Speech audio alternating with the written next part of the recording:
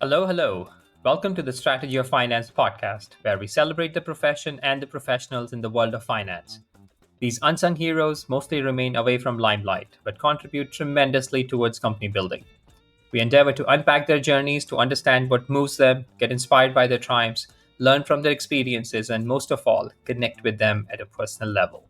I'm your host, Rohit Agarwal, and besides this podcast, my full time duties include building Creo, the unified operating system for corporate spend. We are bringing together the whole journey of spend so you can buy, pay, and manage all your corporate spends from one single platform. Do check us out at www.krayo.io. Without further ado, let's tune in to learn, grow, and inspire. Our special guest for the show today is Venkatesh Tarakkad, the CFO of DealShare. With qualifications like Chartered Accountancy, ICWAI, and CISA, Venkatesh is a seasoned CFO with experience of over 25 years in building and scaling businesses, bringing efficiencies, managing funding rounds and acquisitions, as well as taking companies public. Venkatesh has deep sector expertise in retail, FMCG, and e-commerce areas, having led finance functions at Ecom Express, TCNS Clothing, Metro Cash and Carry, and Lots Wholesale, as well as having prior associations with companies like Ernst & Young and Coca-Cola. He joined DealShare in March of 2022 to make it the retailer of choice for India's mass consumers. Venkatesh, welcome to the show.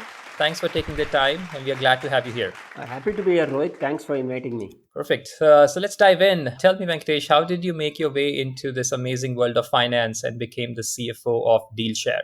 Okay, to begin with, I must say my journey into finance was accidental actually. So my original plan was be an engineer. After grade 12, I had even taken admission in engineering college. And I happened to be in Pune. There's a road called Law College Road going in one direction. A fellow classmate of mine was going the other direction. I asked him where he was going. He said he was going to Symbiosis. He had much better academic records than me. So I asked him why Symbiosis. He said amazing extracurricular activities plus sports. My background is actually I was more into sports rather than academics. So I turned my cycle around, went to Symbiosis, got my BCom form, and that's how it happened. So it was not planned.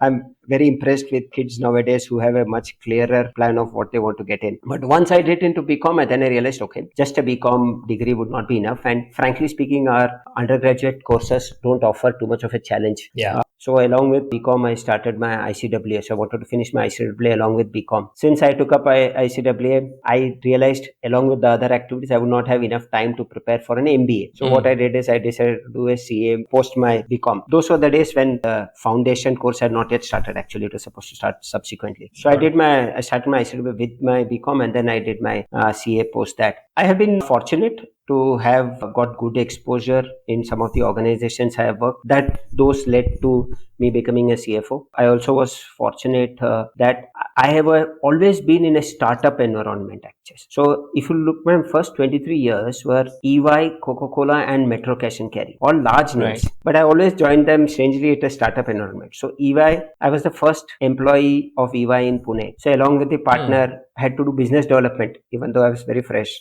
I had to do the accounts of the firm itself, all the stuff, gain business. So it helped. Set up an office, for example. Then subsequently, I moved to Coca-Cola, which incidentally was one of our clients actually. So the client asked and I wanted to move to the other side and I moved that side. Coca-Cola also among the first 5 employees in Coca-Cola Pune. So Coca-Cola was acquiring different bottling units, etc. And then was setting up teams for those. So joined as part of a really good, nice core.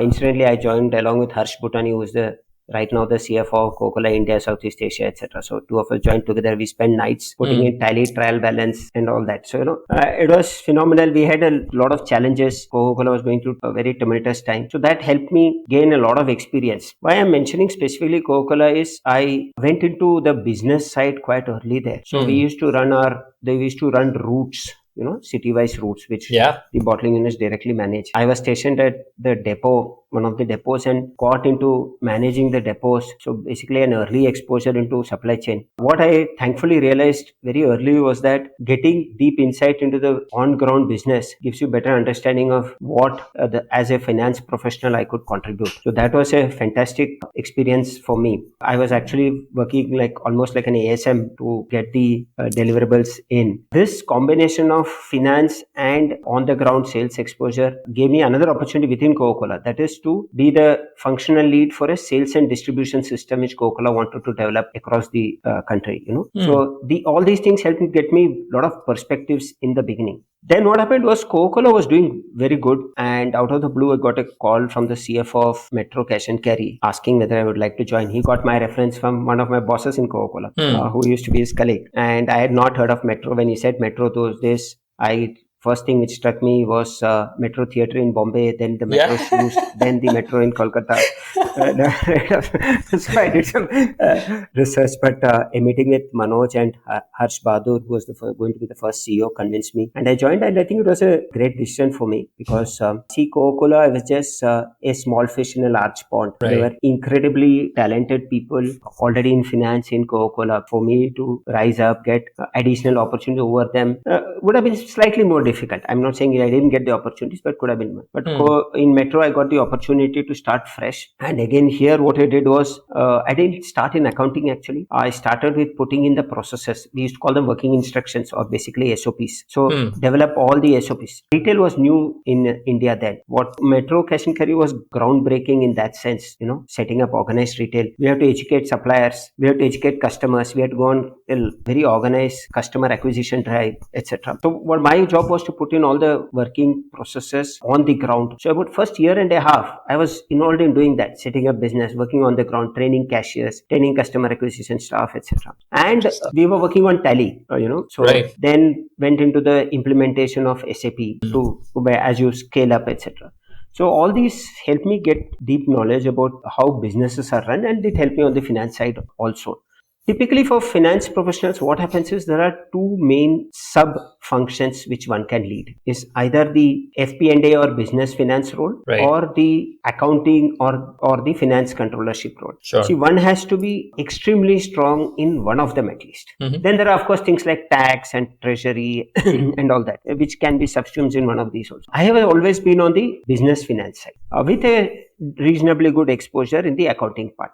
That's how I developed. So Metro, that helped me set the base, setting up the MIS platform, setting up the budgeting process, etc. It sounds fancy. A lot of times this is all on Excel, still I believe Excel continues to be the ERP of choice for many people. So except for database management, I think Excel works. So we did all that, but the whole point is to get the process and thought behind. So in this journey, if you see, it's basically getting much more information about business, be part of decision making. So right from the beginning, what has happened, because I've been in planning, budgeting, on the ground, etc.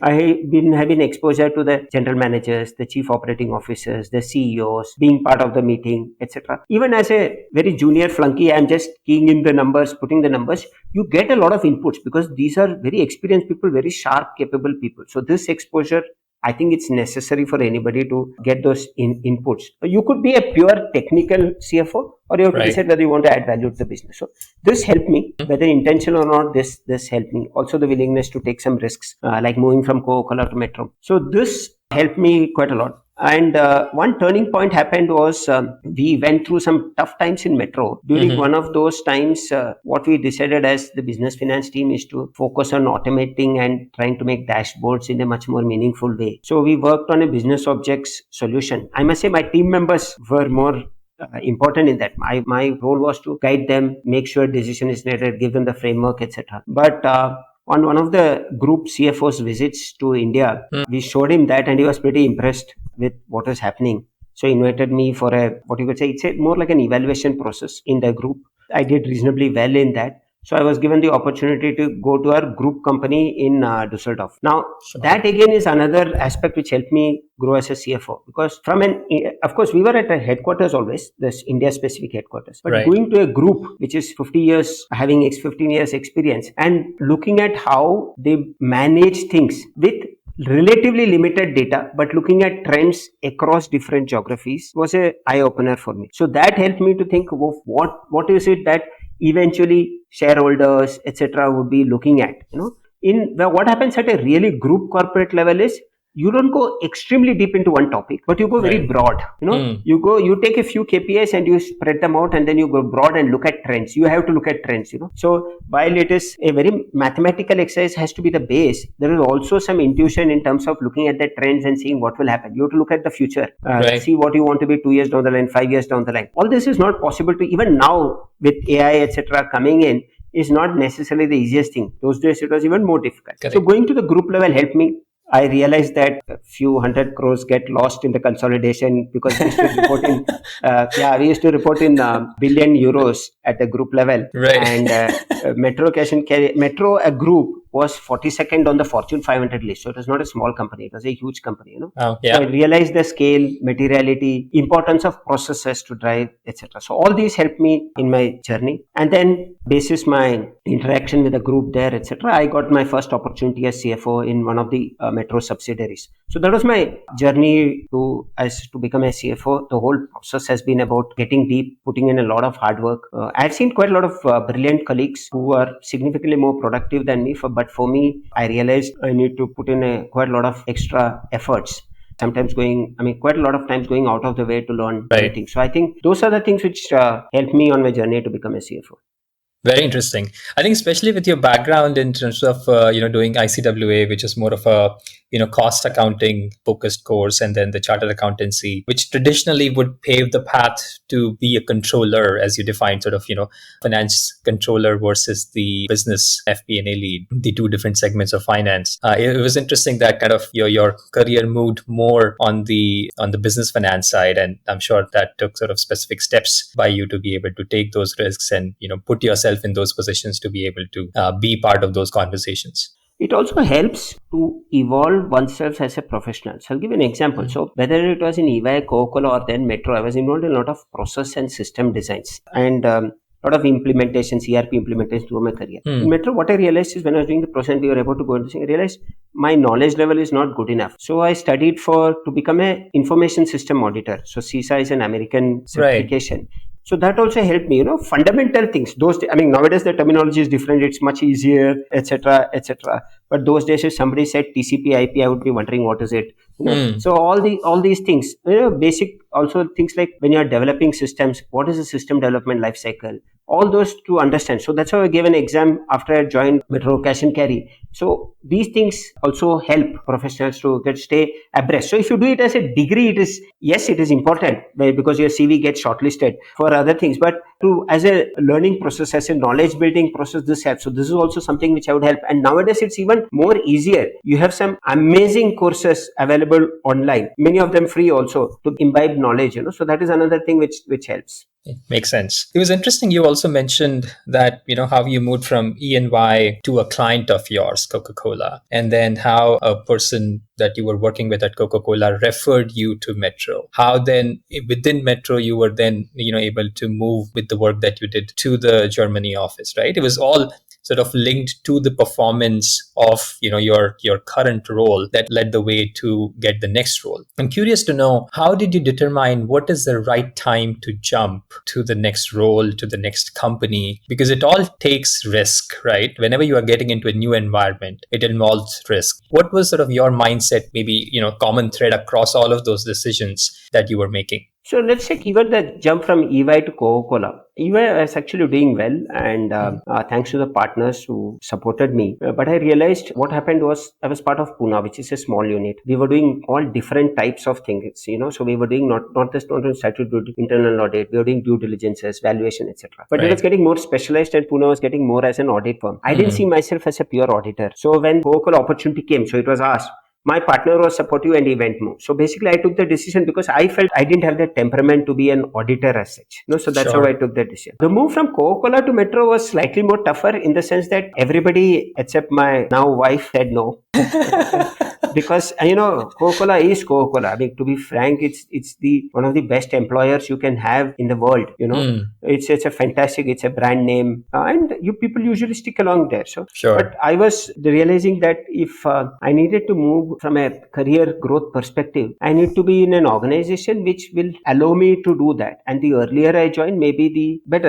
I mean, I'm not defensive, but there were significantly more smarter people than me in Coca-Cola in the finance team. Yeah. So, one has to realize how each person is. Then that's how I moved to Metro. Within Metro, yes, the one to move to Germany was actually happened as such without me having taken, and it was a no-brainer because we are facing at that point of time some challenges with Metro India to grow, etc. So we were sure, knowing that for a few years it will be at a flat level, and the move was great. First opportunity, CFO Bulgaria, was also good. The decision to come back to India was also again a difficult one, in the sense that I was doing pretty well. Being in Europe, closer to the headquarters, you're in the visible zone, right? And my career was going fantastic. But Metro India, again, I was thinking I had the opportunity to finally do something back in India in the organization I created. Metro India, when I in 2011, was still about 1,400 crores. It has not moved in too much. But then I think what we did is the group got Rajiv Bakshi as the CEO. Normally, you don't take from externally in Metro as such CEOs. You take usually internally growth, etc. Who had an FMCG background of Pepsi, Cadbury's, etc. So I got excited. Let me make a try. And we did, I think, reasonably good job, because we moved for an offline business from 1,400 crores to 6,000 crores in 5 years. Wow. It was extreme amount of work. So I took the opportunity that I said, okay, let me try to have the opportunity to build something, and then I went there. Then what happened is Rajiv moved on, and then I was not in line with what Rajiv's boss thought about in business. Now it is both what works and what doesn't work. So I wanted to be very active in the business growth, etc. Because I was there right from the beginning, right? Yeah. But my views were very different from my boss. Rajiv was moving out. A new boss was supposed to come in. So in that context, things were not. I was not sure how it would move. So I took the opportunity to do a startup myself. Okay. In the sense that Siam Macro, which is part of the CP group in Thailand, wanted to enter cash and carry business in India. They somehow got Harsh Bahadur, who was the first CEO of Metro Cash and Carry, as a consultant for them. Got it. And they were asking, Harsh, we want to start this. How do we start it? We need somebody to lead the process, etc. Right. So he recommended my name. And I said, okay, I have been with Metro a little bit of time. I was at that point of time, say 44 years old. I said, okay, if I want to take a risk, let me take now. And then I joined as the first employee. So there were only two of us, me and the other director. He is actually the grandson of the group founder. We didn't have an office. We started with Starbucks, MGF Mall, Gurgaon. So actually true startup. So we incorporated. The incorporation is in my name and Tanit's name of CM Macro. It's now known as Lots Wholesale in Delhi. So I took that risk also. So like this decision was based on the fact that can I try to create something new, Right. So there were risks involved, and it didn't work out in that sense, because after the first 3-4 months, I realized like I could have continued like an employment in CM Macro is a lifetime employment and very good people, but their understanding of Indian market somehow got governed by entry strategy which built up by the top 3 consultancies. I don't want to name them here. Sure. And it was all completely crazy. It talked about able to get a 5-acre land in India completely clean in 3 months, or a payback period of large retail stores of 4 years, etc. Then I revised the projections, because see, you can keep good targets for your stiff targets for the team, but you can't do your cash flow projections on hope. Cash flow projection has to always be realistic. Your KPIs on which your performance is based can be as strict as possible. So it was becoming the other way around here. Cash flow projections. So I had a different, and since we couldn't agree, I was wondering what to do. And I was going to be on one of the trips to Thailand. Then TCNS called me, So I took the decision. Now this was also another very change. I have been 23 years with multinationals. Right. TCNS is an Indian company in apparel, never been in an Indian company. But TCNS wanted to build up its process. They were asking me because through some connects, again, we knew each other, because I had scaled up businesses, set up processes, and eventually got an IP. I got very excited about it. Right. I thought, okay, I've always been in an international company. I've handled investors in the sense that at Metro, at a group level, you need to consolidate. You need to be somebody who supports the CFO for answers, etc. So I got this opportunity. Then I took the decision, okay, let me change track. Let me look at this. At that point of time, I had a couple of offers from large established organizations also. But I said, let me do this. And I'm glad I did. I'm really glad I took that opportunity, because then I got through the whole IPO process. So now search consultants still do call, but that is all more due because of the IPO experience.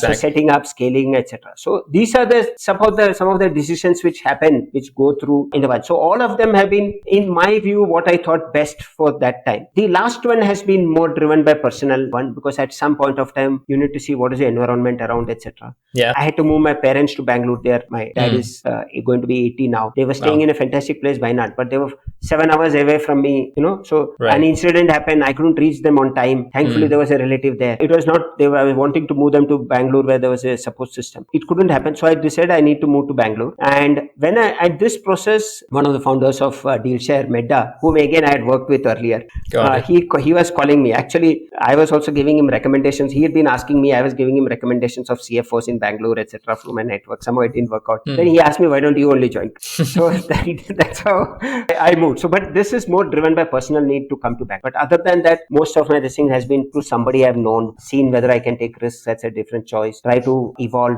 So I moved from a very steady organization which has global templates to organizations which you have to be quick on the feet. You don't have the processes, etc. So it's been a nice, interesting journey there. Very cool. Can you tell us a little about DealShare, what it is, what do you guys do? Yeah. So we are an online grocery player. This online grocery is the holy mecca of retail, which nobody is yet cracked it globally. So it's very tough space to crack. So Vineet and Medda had a concept of how to do online retail. Primarily Vineet had the model. Medda had the domain knowledge of retail, grocery, etc. So these two came together, and that's how DealShare was set up. See, there are multiple ways of doing online grocery. One of the key challenges has always been the unit economics, how to make it work. So a few principles which DealShare follows by, and that is our USP, are the following. We are into value retail. So that means basically we are not into premium. We will provide the best possible grocery basket, basically at the best price. That's the whole point. Now to achieve that, we do a few things. We are not into quick commerce. Our average delivery days is 1.5 days. So basically what we do in our online business is that we consolidate orders, we accumulate them, and then makes our last mile much more efficient. That's the whole key. That's the premise. Second, what we did even for the last mile, instead of doing with the then currently accepted processes of doing last mile, either outsource it completely or build it up fully internal. We did a model called DealShare Dost, and that has been proven to be an advantage for us. So we create micro entrepreneurs everywhere. So we do the first mile to their location, or they come and pick up, but they know the respective area, so they have their own people. They can run these last mile at a significantly better cost than most of us. Also, it adds a bit of touch to the way we interact with customers. See, most of us go to Kirana stores because you have the personal touch with the shopkeeper. Now, because of the DealShare Dost, he's managing local delivery boys, etc. There could also be connects with the customers that way, so the person knows whom they're interacting, they can come back. That's how the premise was. So we started with it. So basically value. Second is the DealShare Dost model. Third is very important, is differentiated assortment. So see, you need to have certain items in your basket irrespective of whether you are giving to the lowest economic status or the highest. Like for example, Oreo biscuits, everybody has in their basket. Everybody has Oreo biscuits. Actually, Parle-G glucose base is there in everybody's basket. You can't do with it.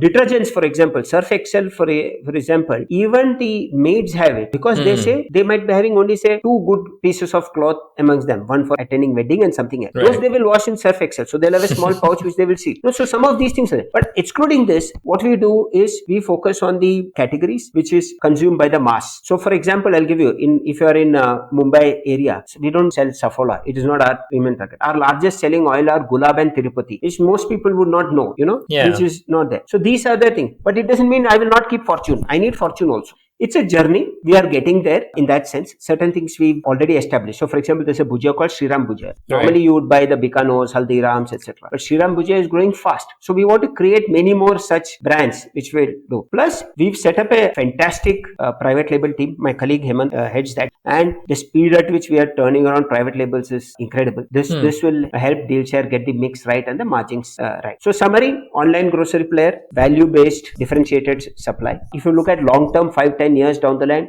we have to be omnichannel. We have to do offline, especially in India. Without that, it is not possible. So we'll work on that. We are doing a couple of pilots, etc. So basically, overall grocery retail is what we want to begin. Very cool. Super interesting. Moving on, Venkatesh, to the kind of the CFO role per se. I'm sure you have seen, not only different companies in sort of different businesses, as well as, both exposure to the India side of the house as well as the Europe. How do you think about the role of the CFO evolving over the last sort of 20, 30 years that you have been working? Has there been a change in perspective, and how do you see it moving forward in the next 5 to 10 years? Yeah, see, I would say that change has maybe already happened in the last couple of decades. There's been a significant shift, I would say, post-liberalization, etc. But it goes quite a long time back, but that is true. Prior to that, basis what I would speak to seniors, etc. Prior to that, it was more a finance controllership job and a taxation-related job. That is what the role would be. The fundamentals in terms of hygiene and compliance are still there, but it has been evolving to more towards in terms of business partnering. How does a CFO contribute? So earlier it would not be there. It would not be surprising to see a lot of top leadership meetings without the CFO even, because it was business discussion. So it was assumed that it is different. So it was it's a bit strange, but that has happened. But now it has a lot to do with business partnering, a lot of investor relations interaction. Of course, if you're a startup, the founders need to interact more than the CFO. Right.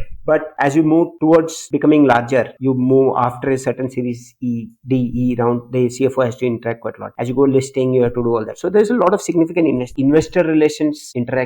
One very important thing which has happened in the last decade especially is the CFO's involvement in tech and products, basically. See, while I consider myself to be young of mind, the fact is, chronologically, I come from a situation where when I used to do audit in Tata Motors, those days it was called Telco, there was a team of 100 people who were just doing calculations. So the team was called Computronics. So they would punch in the manual things, and then they would take up the total and do that thing. So, this is before computers came in, or they were just coming in. So those are the things. So we're moving from that. And now tech is omnipresent. I mean, that is what is enabling us to talk so clearly to each other now, as fundamental as this. Sure. So these are some things which are done. And I would say in the last 5-6 years, it has even changed further. Basically, the focus of CFO has to be building healthy, sustainable businesses. And I'm not even talking startup based. I'm talking any business. How do you make it sustainable? How do you make the business model sustainable? That is extremely important to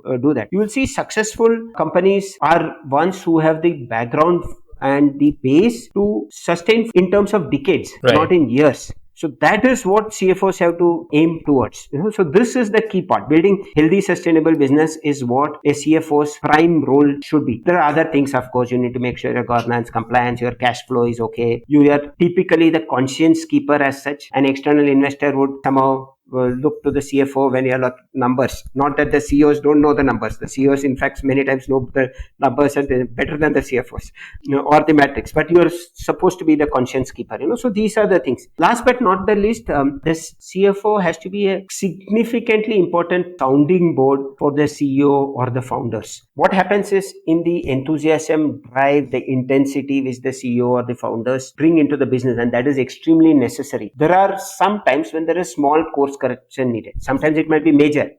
In these cases, CFO has to play an important role. It may not be apparent. It might be small things, but those are critical. So these are some of the things which I would say in terms of what the role is and how it is. Very interesting. You mentioned sort of the technology aspect of the role, where CFOs need to play an important role in making sure that the technology deployment advancement is happening. Can you give us some tangible examples in terms of how do you think about deployment of various technologies in the various companies that you have been at? Is there some framework that you use, as well as how maybe COVID-19 has impacted that thought process? Because everything sort of went digital, or sort of work from home became the mainstay. So how has that also impacted your thought process around deploying technology? Yeah. So technology from a finance point of view earlier would be restricted to the accounting package or ERP packages. So even when you did ERP packages, let's take the 2-3 largest ones, whether it is SAP, Oracle, or Microsoft Dynamics, would typically be restricted to the finance controlling modules, etc. These did give a significantly more robust platform compared to the tallies of the world, but it is still limited. What has happened, and what I have been fortunate to be part of, is extending these things backwards and forwards, in the sense of, for example, when you are in a retail retail organization, how do you do your inventory management? Sure. That is extremely important. What comes about in your financials is an output, basically. Right. It is not the input which comes in. Typically in retail, most of your transactions, your goods order management systems are not part of the ERP. It could be or could not be. But the CFO's role and focus has to be on ensuring that part is correct, so that the input into what the financials are important. So earlier it would happen, you have a good system and then you make sure that whatever is coming is there. But how do you know that that database is robust enough? How do you know what is generated in the IMS, OMS? Is it optimized? So the role as automatically expands quite a bit. You are directly deep into business because you're talking about how the engine which runs your business itself should be run. So there is be quite a lot. So this is where I did. So let's take Metro for example. The finance team, I was not a CFO then, but the finance team, me and another colleague who incidentally is a CFO in another large company right now, our focus was to get work on the goods management system to make sure that is as efficient as possible for business. So our job is to make sure that at that point of time was to make sure that you have developed a system which gives the right information for business to take calls. We were not necessarily taking the calls at that level, but it was important to give the right business. So if you are a buyer, for example, you need to have visibility how an SKU has done, what is the margin of that one, what is in statistical margin, what is in later income, etc. So you need to go deep into all this. What is the supplier performance? A lot of it may not come directly from that technology product itself, but you need to see how do you extract it and make it sit on top of a layer. I mentioned business objects sometime back. That is one of the things which we did in Metro. So how do you compile that? Because there's a huge amount of volume of data, So how do you make it simple? That is where technology is. You cannot do it on Excel spreadsheets only. Excel is critical, but it cannot do it on this. So this is what I mean by technology. How do you make the process simple? How do you make sure on the ground you have scanning? I mean, we had scanners 20 years back. Now it seems commonplace to do with a mobile. Those days it was not common, So how do you do that? Automated payments were not there for vendors. How do you get that thing done? So the first thing when we were speaking to suppliers were, when the buyers were approaching the vendors, they were first of all not used to modern trade. We said we will pay on time. Give us the best rates. वो बोले नहीं, हमको नहीं चाहिए, हमको पहला advance दे दो. We don't know how it will come.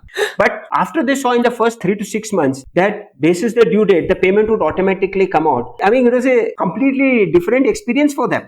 We had people following up with us earlier कि payment है हो जाएगा कि नहीं, and they would be irritated in the beginning when my team would not respond in that sense. Because we know it will go automatically. But these are now fundamental. But those days it was part change. So you need to look at the whole end-to-end chain. So this is what we, for example, we did it in Metro. Then even in Metro, so for example, we were in Metro Bulgaria. So I again volunteered to be the first in something called Common Template SAP implementation, which went to the P2P process. That is, you get all your POs, everything integrated, including for non-trade items. That made things so systematically. In the beginning, of course, there was difficulty. There's always an additional effort involved. But subsequently, the process became seamless and it was digital. And this is long before. I'm talking 2009. So it was digital. Or, for example, exchange of invoices. What would happen is earlier, you always have this three-way match, right, between a purchase order, GRN, and an invoice. What we did there was, in those days, it was EDI. APIs and all are now new. Electronic data interchange. So we went from a manual process to an EDI related vendor invoice and submission of 80% in 6 months. So, at one stroke, what you have done is you have cleaned up a huge amount of time spent on inputting of invoices, checking those invoices, etc.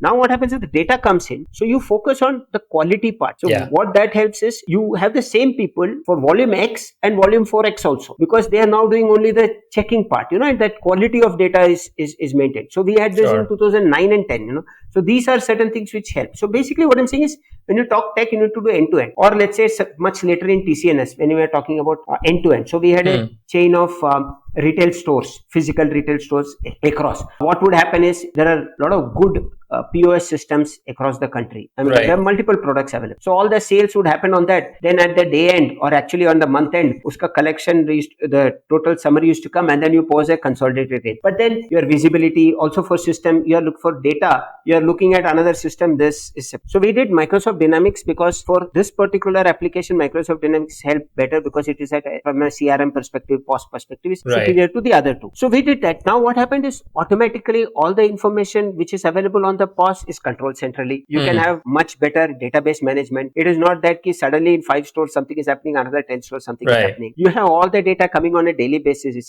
So this O2C, order to cash, reconciliation is happening daily basis and automated. Now suddenly again the team is focused on quality rather than trying to say send Excel files to somebody poor fellow in a store in Guwahati and asking ye kyun nahi match ho raha hai. Now everybody has visibility to the same things, So you talk about end to end, so it helps. Or again in TCNS, so we were manufacturers, so in the sense that we designed everything, we procured the right amount of it. It's a complex system. It has to be institutionalized. How do we give fabrics? And we used to give it to our subcontractors to stitch at the final end. Sure. Usme bhi hota tha. See, you're talking about multiple SKUs. I mean, you're talking about one dress versus another, etc. And there would be issues. The guy would say, "मैंने आपको 100 भेजा था." Either we would say 98 mila, all that stuff. Because they were all smaller players. Yeah. What we did there also, and we did it with our partner who was managing logistics. We asked those guys to scan the products there, because we have to scan at every SKU level. It's not that I can scan like in, for example, if I buy say Ariel or Rin, I can scan one of the codes and I input the quantity as 500. But for dresses, we didn't want to do that. We didn't want to scan at every article level just to make sure. So what we did, we got the supplier to do it for himself. So supplier upload, same thing. At my end, I am getting everything at an SKU level automated. Supplier is also clear because he scanned this. He knows what he's given us the data. Correct. So I say he's psychologically very comfortable, even if he had trust in our processes. Right. So extend this technology part end to end helps quite a lot. So these are a few things you have to do. Also, it depends on the maturity of the organization. How do we do it? You do it step by step. DealShare, we are still not where I would like us to be, but I would now rather focus on making sure that the base is set. So we were also in Tally, and I don't think it makes sense to go to a larger ERP very early also. So we were in Tally. Now we moved to SAP B1, which is still a smaller version of the SAP part. Now I'll make sure that is right now stabilized. Get this base correct. Then we will extend it on both sides. So it depends. How do you move? In a place like Metro, you always have to think ahead because it's already a mature organization. Sure. Place like TCNS, cash generating, already in business, think 4 steps ahead. Right. Best is Ecom Express actually. We have 60,000 employees on the ground running, delivering people. And we have to reimburse their fuel because they're all on our rolls. Yeah. It used to be manual. Just imagine 60,000 people putting in. And we are at 3,000 delivery points across the country. They are putting in their numbers. Everybody is putting in Excel. Somebody at the city level and state level is checking. Then it goes to the regional controller. Then somebody is checking. All that stuff. So what we did, and the technology team, they did a fantastic thing. So we did everything mapped through the app itself. So what we would do is, it's like how Zomato, what happens is it's easy. Zomato or Swiggy, they have point to point. So it's easier to calculate distance. Sure. When you are in Ecom Express, etc., you are delivering volumes, may not exactly be point to point because you will need to change the route, etc. But we did tracking. So all the 60,000 people, they would, in their mobiles, you would track. Automatically, kilometers would get deducted and the fuel calculation done. So what earlier was a massive exercise became automated. Next day morning, everybody has the numbers. And it removes a lot of friction. The team is not worried whether they will get their reimbursement or not, etc. For on-ground people, this matters quite a lot. I mean, getting that fuel reimbursement of 5,000 rupees per month is quite critical. So these are the things which get automated. We did P2P also. That is also in process there. While we couldn't go like a Metro where the supplier would do EDI, we are doing with a process where you scan the invoice through OCR. It's a 75 to 80% success rate. Doesn't matter. Right. Sure. So the technology covers a wider spectrum. It's not just about accounting. And of course, at the final end is you need to have data lakes. You need to get into data science. All that. That is something you need to do. Data science, they are specialists. I am not sure of whether a finance person would be able to get that skill set to do it. But finance plays a very important role in making sure that, especially as the CFO, to make sure that is in place. So these are some examples. Sorry, I could go on and on and on about the technology part. But quite interesting. The question that I want to ask here is, historically, anything related to revenue generation, right? It's easier to get budgets for those kind of technologies, whether you think about sales, marketing.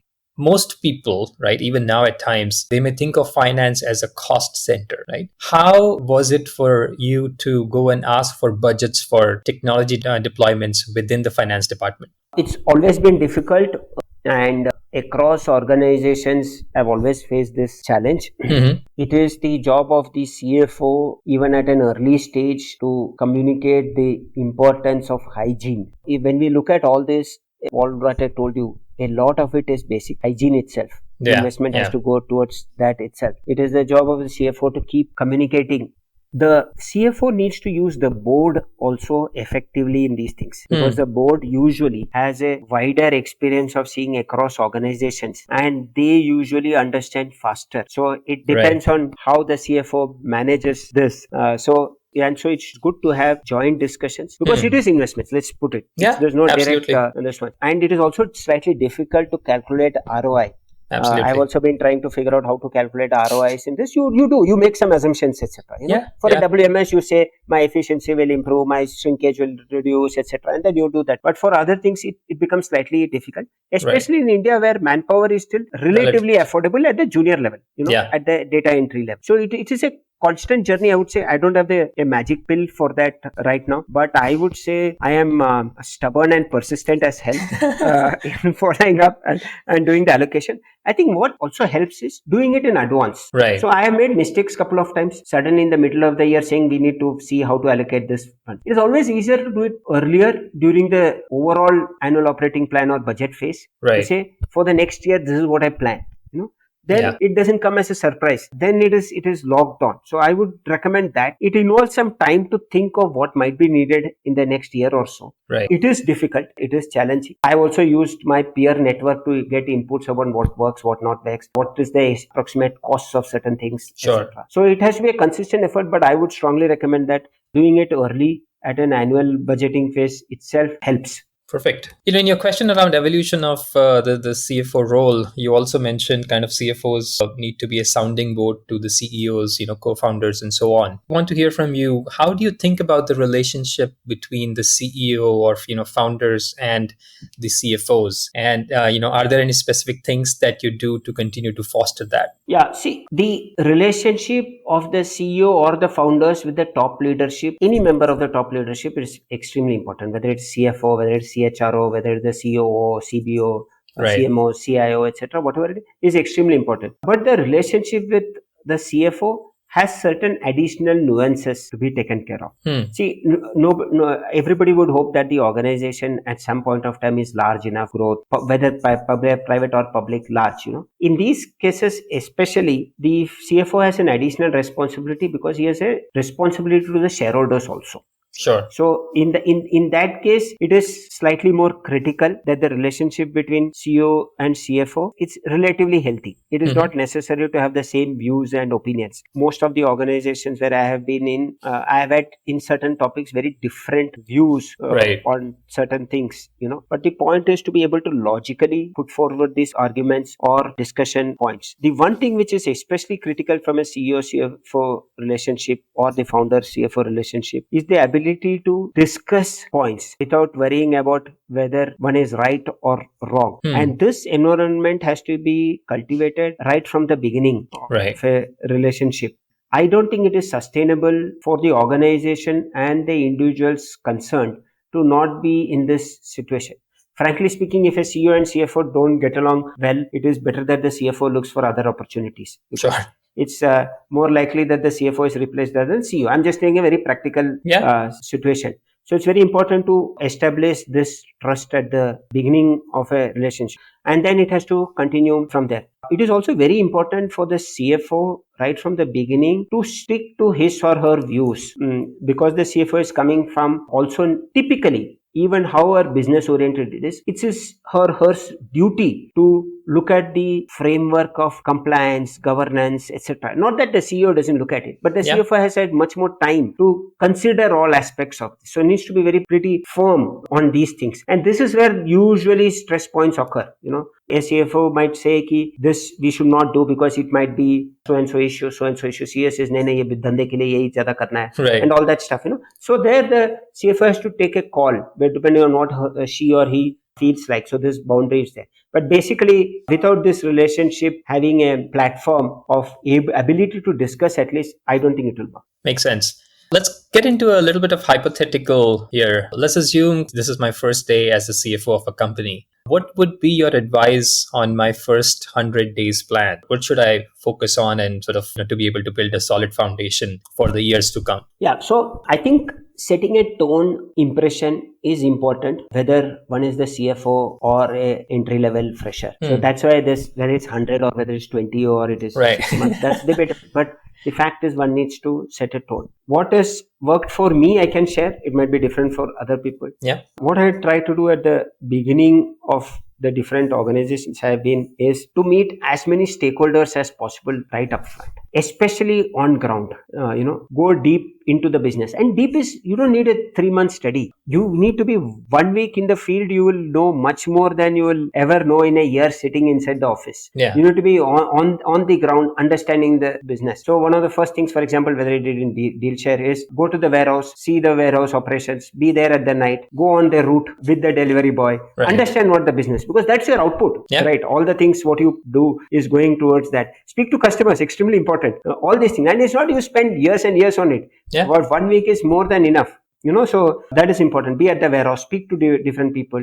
So all that, especially your team, of course, be as visible as possible. So this at the beginning helps you get an understanding. Now, this needs to be especially combined with the CFOs evaluating his or her team. Now, I think this is also general, not just for finance. One needs to be comfortable with the team one has. Now, the reality is that things get delivered especially in my case.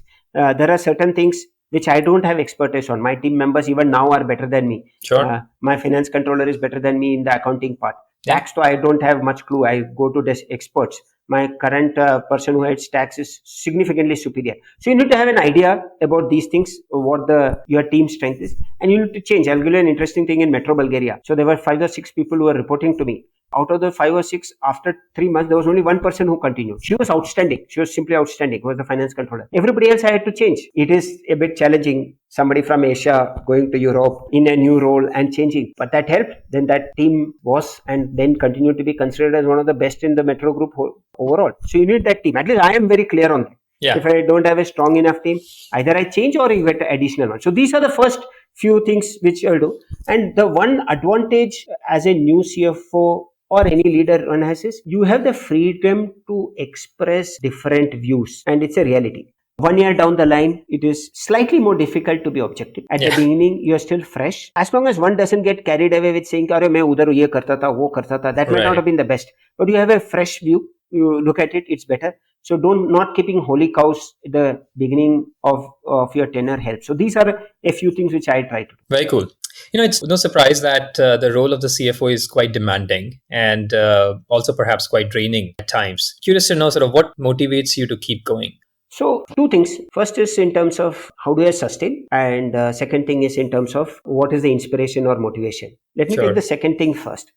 I have been fortunate right from my school days to have the company of people who have been simply brilliant. So in school, there were people who would be phenomenal in academics, but still maintain other interests. There were people who are fantastic. I mean, they are now doctors, founders, etc., who are superb in sports. Right. Now, I just had to look at them and see how do they manage all these things. What are the tips they can have? So I try to learn from them in terms of how they do things. So basically as inspiration rather, as role models. I've tried to use my peers itself as role models. I have had CEOs who've been completely amazing, very different type of people, but fantastic in different things. When I went to the group, I had Daphne as my boss. She was incredible. It was like she had multiple computers in her mind able to process information. So you learn from that. Very objective. Right. Look at data, etc. I have people like Rajiv who knew the FMCG market. He would operate out of gut many times, basis his experience. Now, these are certain things you learn from. I had Emilian in Bulgaria, who was a fantastic people manager. I have Anant in TCNS, who is all these things put together, possibly one of the best bosses I've had. So I had Manoj in Metro, who was the first CFO, who was the most fearless leader I have seen. He was the most innovative leader I have seen. Now, when I can see these people do a lot of things, I try to push myself to see, can I do at least part of what these guys do?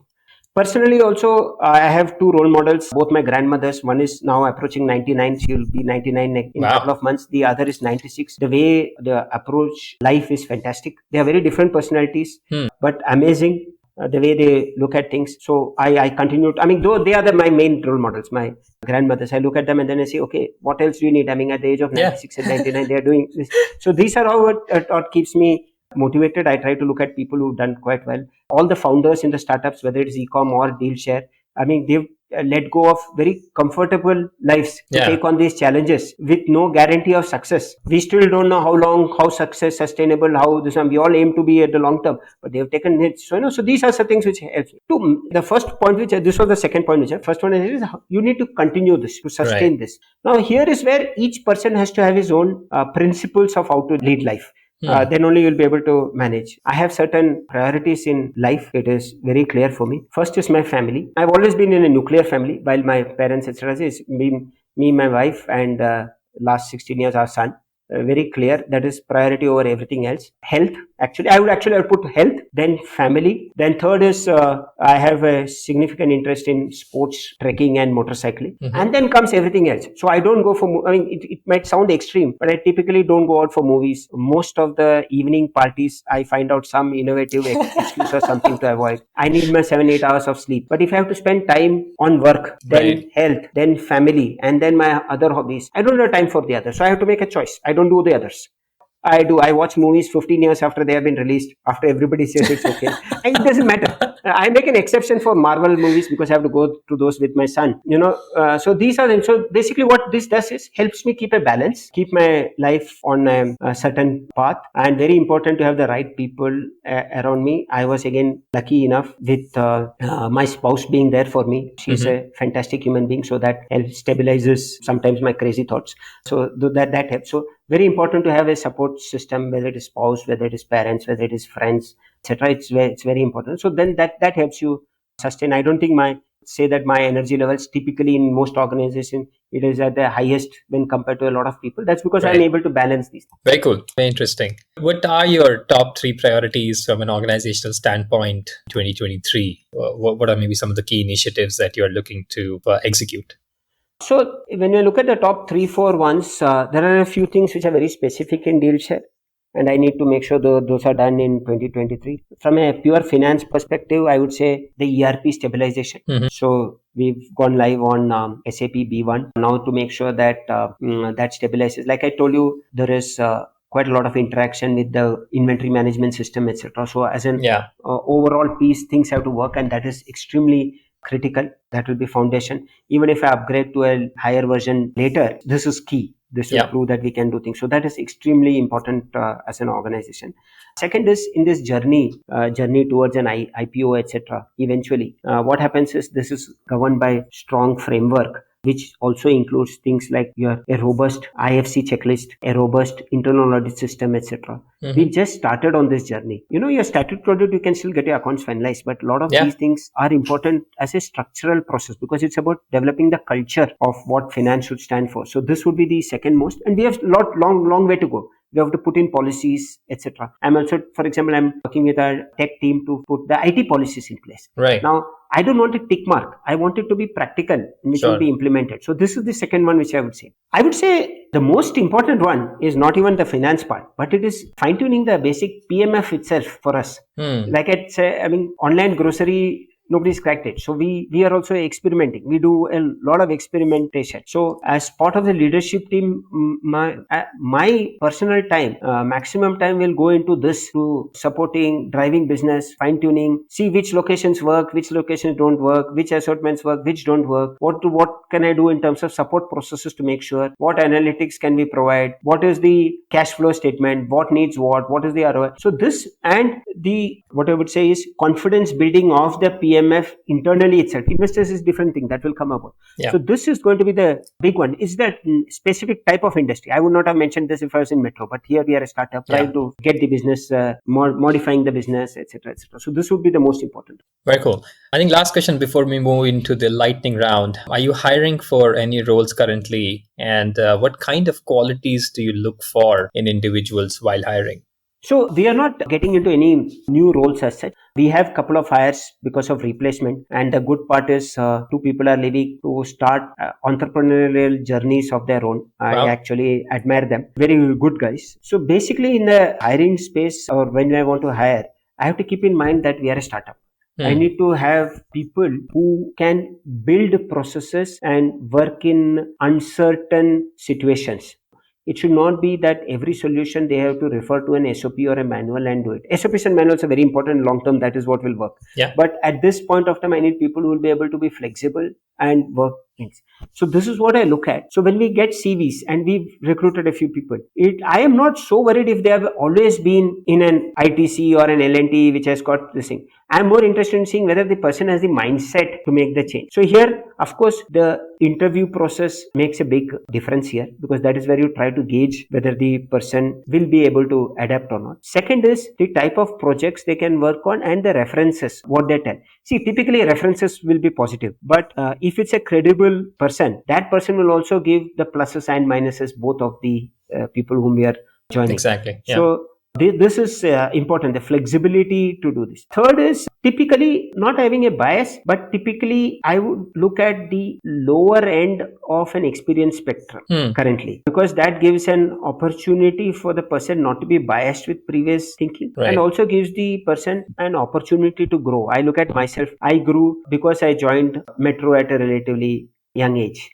that helped me grow, and organization was a relatively younger stage. Right. So these are certain things which I look at. Basically, it has to be the mindset to be extremely flexible. Very cool. Very interesting take. We can continue to chat about these things, but constrained on time for sure. So I want to move now to a lightning round. I'm going to ask very simple questions, and all I need is immediate responses from you. You all set? Okay. All right. We'll start with sweet or savory? Savory. Books or podcasts? Podcasts. Thinker or doer? Doer. LinkedIn or Twitter? LinkedIn. Scotch or vodka? Neither. Neither. Huh? What's your guilty pleasure? So I don't like the taste of alcohol. Okay. I drink to keep company. Somehow I've never liked it, But I did the one thing which is neither is this. A glass of red wine, if available, good red wine is right. pretty okay for me. Sure. Money or happiness? Happiness. Car or bike? I guess this is Bike. a simple one. Mountains or beaches? Okay, let me take mountains. Okay. Growth or profitability? Profitability. Cricket or soccer? Soccer. By the way, I don't watch cricket. So I don't watch, it takes a lot of time. So I don't watch cricket. Efficiency is the key, huh? What is your one hidden talent? I'm actually a very good sportsman. I'm not sure whether it's hidden to people who know me. Sure. But I'm a very good sportsman. This corporate life and all came because in India, making a reasonable career in sports is not worthwhile. Other than that, I don't have any talents. My wife averages me out on that. She's very talented, so our average is pretty okay. All right, cool. What do you play often? Typically soccer. All right. Ideal place to retire? Pune. What is top of your bucket list right now? I have two actually. Okay. One is a bike ride which might happen in the Balkans, and second is a trek to Odenskol. I'm figuring out which fits my schedule. All right. Pretty cool. And the last one, Venkatesh, describe yourself in 3 words. Energetic, passionate, persistent. Very cool. Well, thanks so much for your time. This has been an amazing show. Really liked speaking with you, and hope to see you again sometime.